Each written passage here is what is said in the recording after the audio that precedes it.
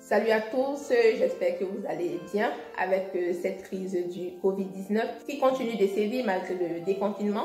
Moi ça va, je suis en télétravail. Vous avez signé votre contrat de travail et vous avez négocié votre salaire, sachant qu'en général on parle du salaire brut. Et au final, vous souhaitez savoir le montant du salaire net qui sera viré sur votre compte bancaire à la fin du mois. C'est qui est légitime. C'est l'objet de cette nouvelle vidéo. Vous donner la méthode de calcul pour trouver votre salaire net à partir des informations contenues dans votre contrat de travail. Pour cela, nous allons prendre un exemple tout simple.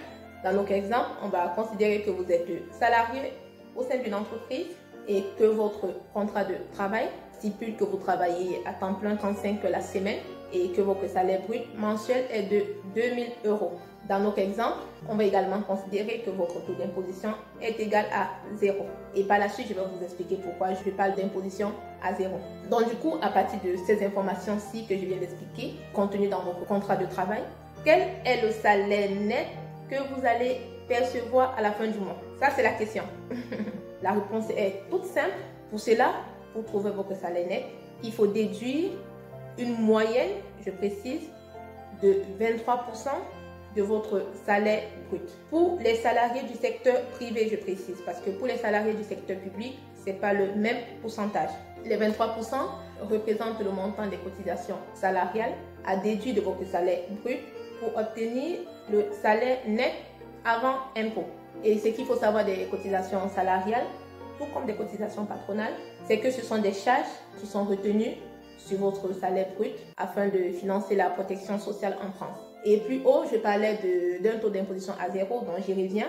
Donc j'ai considéré un taux d'imposition à 0 pour que dans le cadre de notre exemple, votre salaire net avant impôt soit égal à votre salaire net à payer. Parce que si vous aviez eu un taux d'imposition, je considère, je sais pas, à 6%, c'est clair que votre salaire net à payer serait moins que votre salaire net avant impôt parce que l'impôt serait passé entre les deux. Et je voudrais également préciser, il faut le savoir, que les entreprises n'ont pas de mainmise sur votre taux d'imposition parce qu'avec la mise en place du prélèvement à la source depuis le 1er janvier 2019, elles sont comme des passerelles.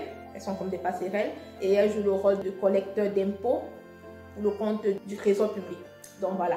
Donc, pour revenir à notre exemple, pour trouver votre salaire net à payer, il faut déduire une moyenne de 23% de votre salaire brut.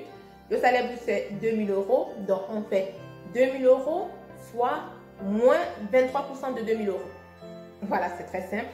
23% de 2000 €, c'est 460 € et c'est le montant, à peu près, voilà, c'est le montant de vos cotisations salariales.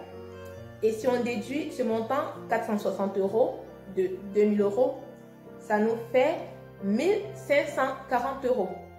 Donc, dans le cadre de notre exemple, votre salaire net, on va considérer, on est sur le mois de janvier.